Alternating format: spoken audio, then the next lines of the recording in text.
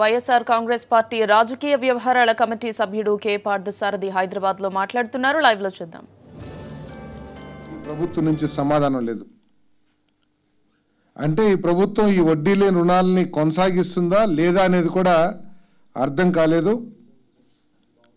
దీనికి తిరోధకాలు ఇచ్చేసినట్టు కనపడతా ఉన్నాయి. వడ్డీ లేని రుణాలకి అన్అఫీషియల్ గా కోఆపరేటివ్ బ్యాంకులకు మాత్రం 7% 12 నెలల కాలానికి, 15 నెలల కాలానికి 11.75%, ఆ పైన కాలానికి 13% వడ్డీగా నిర్ణయించి వసూలు చేస్తున్నట్టు కూడా తెలుస్తా ఉంది. అంతేకాదు ఖరీఫ్ సీజన్ కి 56,000 కోట్ల రూపాయలు టార్గెట్ గా పెట్టుకుంటే కనీసం దాంట్లో 1/4 కూడా రుణాలని పంపిణీ చేయలేకపోయారు. కేవలం 10-12 వేల కోట్లు మాత్రమే రుణాలుగా ఇవ్వటం జరిగింది. అంటే రైతు ఎంత ఆర్థిక సమస్యలు ఎదుర్కొన్నాడో తను ఖరీఫ్ వ్యవసాయం చేయడానికి ఒకసారి ప్రభుత్వం అర్థం చేసుకోవాల్సిన అవసరం ఉందని చెప్పేసి మనం చేస్తాను. అంతేకాదు ఈ ప్రభుత్వం సమాధానం కూడా చెప్పాలి. బ్యాంకర్సే 56,000 కోట్ల రూపాయలు రుణాలు ఇస్తానికి ముందుకొస్తే ఎందుకు ఈ ప్రభుత్వం రైతులకి అందజేయలేకపోయింది అనే దానికి స్పష్టంగా సమాధానం చెప్పాల్సిన అవసరం ఉందని చెప్పేసి నేను డిమాండ్ చేస్తా ఉన్నాను. అంతేకాదు రుణమాఫీ చాలా పెద్ద ఎత్తున చేశామని చెప్పేసి ఈ ప్రభుత్వం చెప్పుకుంటా ఉంది. దాదాపు 3-4 నెలల క్రితం హుదూద్ మన రైతు సాధికార సంస్థ గన్నవరంలో పెద్ద ఎత్తున మీటింగ్ పెట్టి ఏర్పాటు చేసి మేము 5,000 కోట్ల రూపాయలు కేటాయించామని చెప్పారు. కానీ ఈ రోజుటికి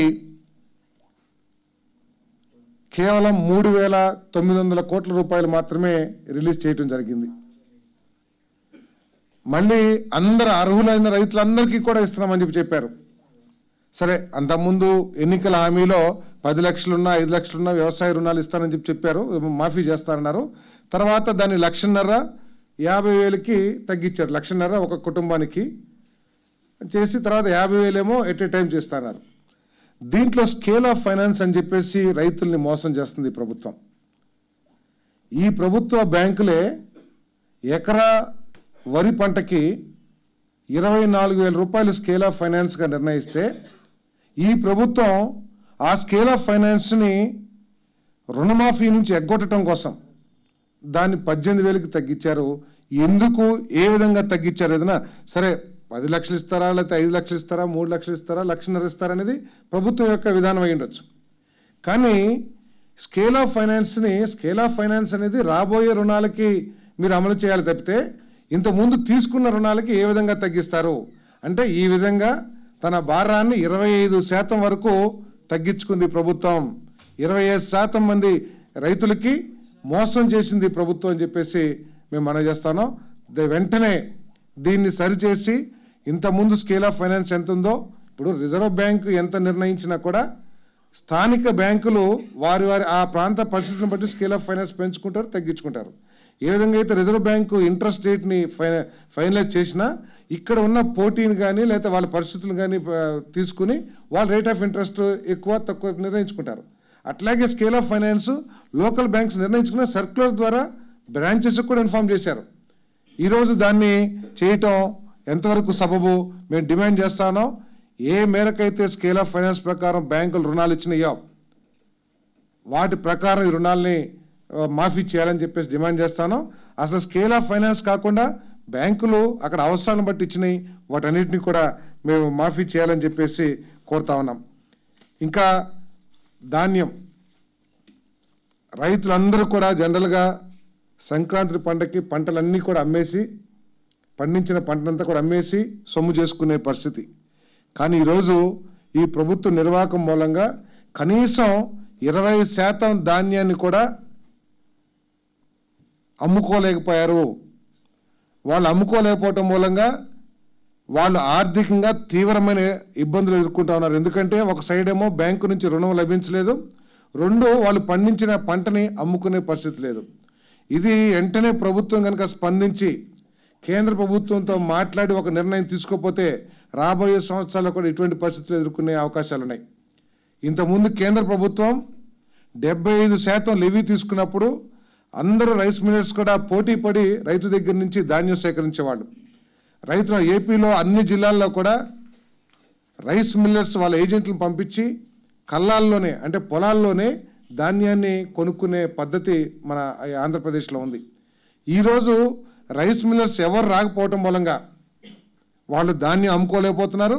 ఇంకో సైడ్ ఏమో ప్రభుత్వం నిధులు లేకోకుండా వచ్చిన ధాన్యానికి రకరకాల పేర్లు పెట్టి అంటే తేముందనో లేకపోతే పోత పోయాలనో మళ్ళీ అంటే రైతు ఒక లారీ ధాన్యాన్ని తీసుకొచ్చినప్పుడు లేదు దీంట్లో గడ్డి ఉంది లేకపోతే ఏదో ఉంది అని చెప్పేసి పోత పోయమంటే అది సాధ్యమా? ఒకసారి మీరు అందరూ కూడా ఆలోచించండి. తీసుకొస్తే ఇది పోత పోయాలని చెప్పేసి రకరకాల ఇబ్బందులు పెట్టి ఈ రోజు వరకు కూడా ప్రభుత్వం కొనుగోలు చేసింది 5% కూడా లేదని చెప్పేసి మనం చేస్తా ఉన్నాను. కేవలం 1000 టన్నులు మాత్రమే కొన్నారు. దాదాపు కొన్ని లక్షల టన్నులు ఈ రాష్ట్రంలో ప్రొడ్యూస్ అవుతా ఉంటాయి. మరి అంతేకాకుండా ఇంకొక ఇబ్బంది ఏమిటంటే రైతులకి బ్యాంకు ద్వారానే పేమెంట్ చేయాలంటున్నారు. ఇంతకుముందు రైస్ మిల్లర్స్ ఏం చేసేవాళ్ళంటే రైతు అవసరాలకు తగ్గట్టు ఖరీఫ్ పంట కానీ రబీ పంట కానీ ప్రారంభం నుంచే కొంత పెట్టుబడి కానీ లేకపోతే ఆర్థిక సాయం కానీ చేస్తూ ఉండేవాళ్ళు. ఈ రోజు లేదు మీరు క్యాష్ ద్వారా కాదు మొత్తం చెక్కుల ద్వారానే చేయాలని చెప్పడం మూలంగా ఆ చెక్కులన్నింటినీ కూడా బ్యాంకులు రుణానికి అడ్జస్ట్ చేసుకుంటున్నాయి. సో ఈ విధంగా రైతులు తీవ్రమైన సమస్యల్లో కొట్టుమిట్టాడుతున్నారు. దయచేసి చంద్రబాబు నాయుడు గారు దీని మీద ప్రత్యేకంగా దృష్టి పెట్టి బ్యాంకర్స్కి తగు సూచనలు ఇచ్చి లేకపోతే కేంద్ర ప్రభుత్వం ఒప్పించి వాళ్ళు అమ్ముకున్న ధాన్యాన్ని అమ్ముకుంటే వచ్చిన డబ్బుని లోన్కి అడ్జస్ట్ చేయొద్దని చెప్పేసి చేయకుండా చూడమని చెప్పేసి డిమాండ్ చేస్తా ఉన్నాం.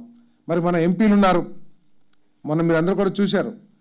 కోడి పందాలు ఏది ఉన్నత న్యాయస్థానం ఇచ్చిన జడ్జిమెంట్ మేరకు కొంతమంది అధికారులు కోడి పందాలు ఆపుతానికి ప్రయత్నం చేస్తే సాక్షాత్ పార్లమెంట్ సభ్యులే వెళ్ళి ఆఫీస్కి వెళ్ళి ధర్నా చేసేంత పరిస్థితి సృష్టించారు, మీరు అందరూ కూడా చూశారు.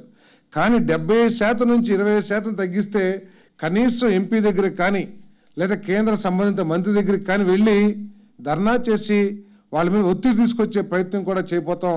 ఈ ఎంపీలు ఈ రాష్ట్ర రైతాంగానికి సమాధానం చెప్పుకోవాల్సిన అవసరం కూడా ఉందని చెప్పేసి నేను మనవి చేస్తాను.